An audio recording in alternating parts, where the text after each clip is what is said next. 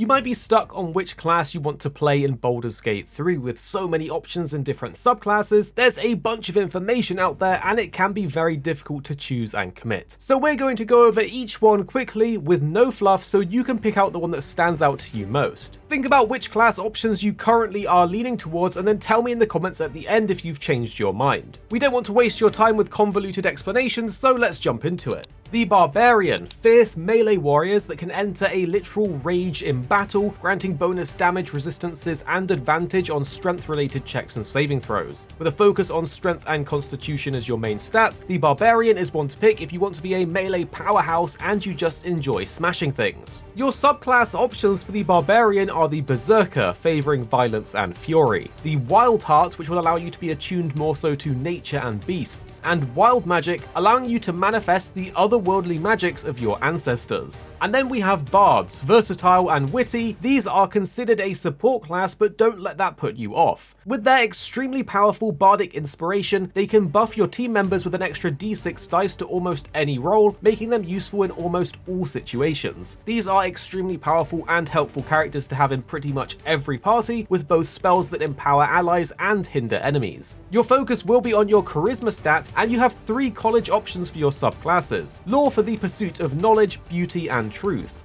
Valor to relate the deeds of the mighty and inspire future heroes, and Swords to favour weapon prowess and stunts as you become a blade. And then we have the Druid, with master over nature magic and the power to transform into actual animals for both combat and utility. This is an adaptive class that can function as a helpful spellcaster or impactful melee damage sponge. Wisdom is your primary main focus stat, and the class is quite versatile depending on how you want to play it. Your subclasses include the Circle of the Land to focus on nature spells, the Circle of the Moon to empower your wild-shaped animal forms, and the Circle of Spores, allowing you to lean into the natural decaying of all things. You'll have a focus on fungi, mold, and spores. Then there's the Cleric. Wielding divine magics and representing the gods, the Cleric is the perfect choice if you want a character focused around faith in a deity and a more traditional healing role. With a focus on the Wisdom stat, you have quite a few options for which domain subclass you want to dive into. This is a class to pick if you want to be the backbone of your party. Then we have the Fighter, masters of the art of combat, wielding both armor and a variety of weapon options. The Fighters are going to be part of your front line, and you can tailor them to specific roles for offense or defense.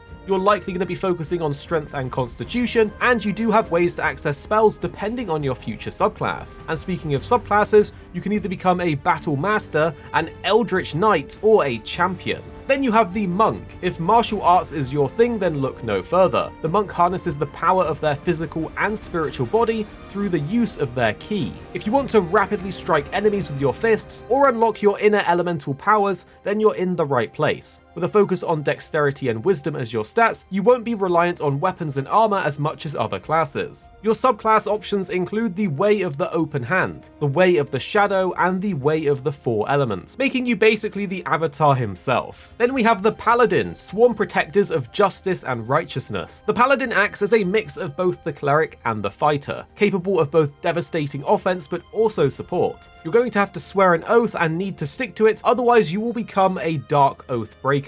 Strength will be your primary ability, and your oath can be of devotion, of ancients, or of vengeance, and of course the Oath Breaker if you do end up breaking that oath. And next we have the Ranger if you want to live out the Legolas dream. The Ranger excels at tracking and hunting favoured enemy types, and with a deep connection to nature and surviving, the Ranger can perform in both melee and ranged situations. Your primary stat is dexterity, and your subclasses can go into the Hunter, the Gloom Stalker, or the Beastmaster, which even allows you to bring an animal companion into combat with you. The Hunter focuses on slaying and hunting dangerous prey, while the Gloom Stalker lets you embrace the shadows, favouring ambushing threats and stalking the evils that lurk within those shadows. And speaking of lurking in the shadows, next is the Rogue.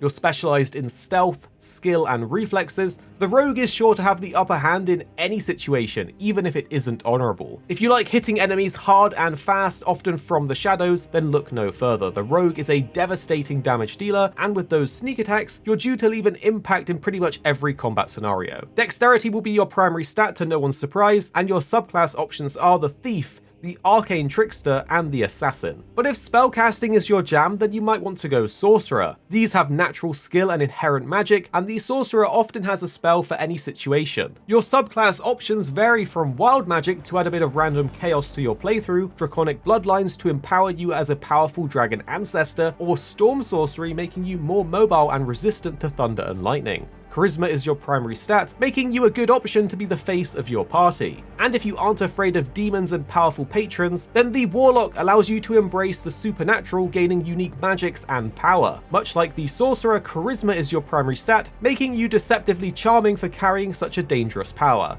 You'll basically have to make a deal with the devil, but if you are okay with that, then your subclasses include the Fiend, the Great Old One, and the Archfey. And then we have the Wizard, the masters of the arcane and scholars of the magics. A wizard is a bit of a bookworm. This is because they can learn spells from scrolls, making them highly versatile in what magics they can cast. Intelligence is your primary stat, so you might be a bit of a know-it-all. However, by combining ancient spells with modern research, you'll be able to leave an impact and impression in battle through your crazy spells. With lots of different schools of magic to learn as a subclass, you can specialize into different magical types to favor your party composition. So which one stands out to you and are you thinking of picking? Tell us in the comments down below. And the two videos on screen now, we think you'll really enjoy if you did enjoy this one.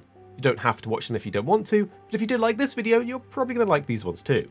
And then tell us what you think after watching in the comments down below.